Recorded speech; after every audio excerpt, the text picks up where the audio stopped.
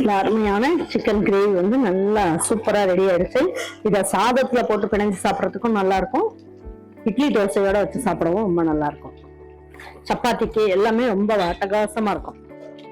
இன்னைக்கு வந்து நம்ம புதினா கொத்தமல்லி மிளகெல்லாம் போட்டு நம்ம ஒரு சூப்பரான சிக்கன் கிரேவி தான் செமி கிரேவியா வைக்க போறோம். இது சப்பாத்திக்கு புலாவுக்கு சாதத்துக்கு எல்லாத்துக்குமே ரொம்ப நல்லா இருக்கும். வாங்க ஈஸி எப்படி செய்யலாம் அப்படிங்கிறத வீடியோக்குள்ள போய் பார்க்கலாம். பாருங்க, இப்போ வந்து நம்ம என்ன பண்ணலாம், இந்த சிக்கன் வந்து 1.25 கிலோ அளவுக்கு சிக்கன் பிராய்லர் சிக்கன் வாங்கியிருக்கோம். அதுக்கு இந்த அளவுக்கு எண்ணெய் ஊற்றிக்கலாம்.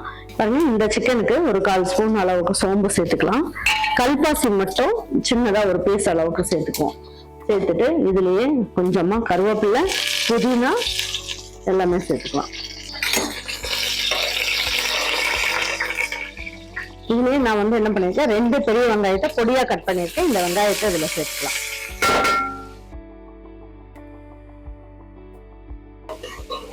பாருங்க, இது நல்லா வதங்கிட்டு இருக்கட்டும். ஒரு 1/4 ஸ்பூன் அளவுக்கு மஞ்சள் தூள் சேர்த்துக்கலாம். சிக்கனுக்கு தேவையான அளவுக்கு உப்பையும் சேர்த்துடலாம்.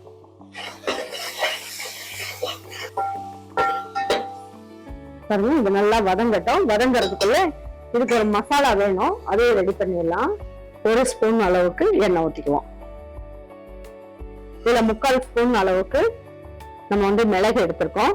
1/2 ஸ்பூன் அளவுக்கு ஜீரகம், 1/2 ஸ்பூன் அளவுக்கு சோம்பு, ஒரே ஒரு ஏலக்காய், அன்னாச்சி முக்கில் ஒரு சின்ன இதழ், பட்டை, கல்பாசி, 3 கிராம்பு எடுத்துக்குவோம். இதுல 3/4 ஸ்பூன் அளவுக்கு முழு மல்லி, இதுலயே கொஞ்சமா முந்திரி பருப்பு.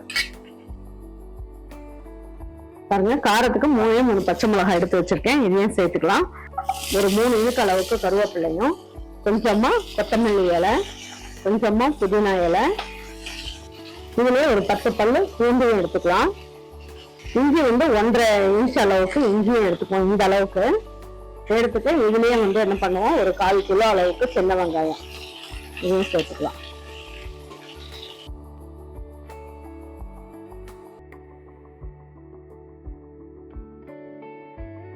பாருங்க, சின்ன தேங்காயில 1/2 மூடி அளவுக்கு எடுத்து நம்ம வந்து கீறி வச்சிருக்கேன். இதையெல்லாம் ஒன்னா சேர்த்து நல்லா வதக்கிடலாம். இது நல்லா வதங்கட்டும், நல்லா வதக்கிக்கலாம். அதுக்குள்ள இந்த சைடு பாருங்க, நமக்கு வந்து வெங்காயம் நல்லா வதங்கிட்டு இருக்கு. இதுலயே நம்ம என்ன பண்ணிருக்கோம், 1 கப் அளவுக்கு தயிர், இந்த தயிரையும் இதுலயே ஊற்றிடலாம். இந்த வெங்காயத்தோடய சேர்த்து நல்லா வதக்கிடலாம்.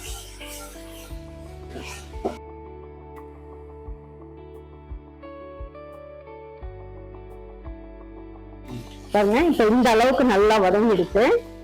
இப்ப இது ஆறின உடனே மிக்ஸி ஜார்ல போட்டு நம்ம வந்து என்ன பண்ணுவோம், பல்சுல போட்டு கொஞ்சமா தண்ணி ஊற்றி நல்லா நைஸா அரைச்சிட்டு வந்துடலாம். பாருங்க, இந்த அளவுக்கு நல்லா வதக்கியாச்சு. வெங்காயமும் நல்லா செவந்து வந்துருச்சு. நல்லா ஒரு 3 கோழி 1.5 கிலோ அளவுக்கு பிராய்லர் சிக்கன், இதையும் எடுத்து இதுல சேர்த்துக்கலாம்.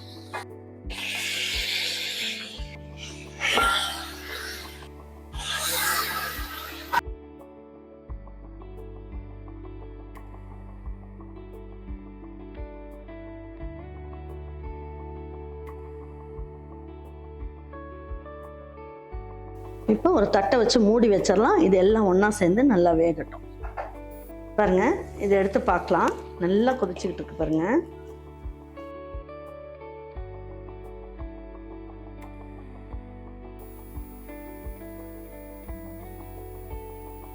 இப்போ வந்து நம்ம என்ன பண்ணலாம், நம்ம அரைச்சு வச்ச விழுதையும் இதுல ஊற்றிடலாம்.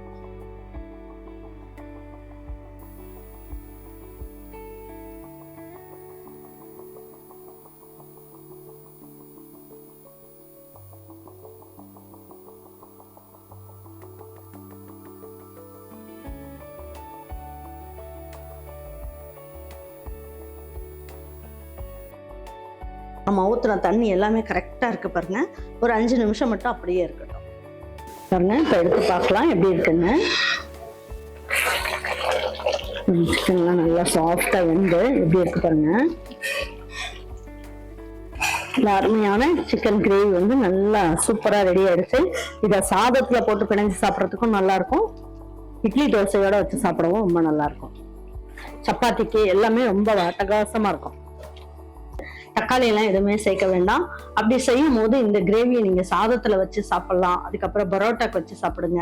சப்பாத்திக்கு வச்சு சாப்பிடுங்க, ரொம்ப நல்லா இருக்கும். புலாவுக்குலாம் இதை சைட் டிஷ் பக்காவா இருக்கும். கண்டிப்பா உங்க வீட்டுல இருக்கவங்களுக்கு இந்த மாதிரி சிக்கன் வாங்கி இதே மாதிரியே செஞ்சு கொடுங்க. செஞ்சு கொடுத்துட்டு அவங்களுக்குலாம் பிடிச்சிருந்ததுன்னா லைக் பண்ணுங்க, ஷேர் பண்ணுங்க, சப்ஸ்கிரைப் பண்ணுங்க. ஒரே மாதிரி செய்யாம வீட்டுல இருக்கவங்க எல்லாருமே நல்லா இருக்கு அப்படின்ட்டு விரும்பி சாப்பிடுவாங்க. தேங்க்யூ ஃபார் வாட்சிங் ஈரோட அம்மாச்சி சமையல்.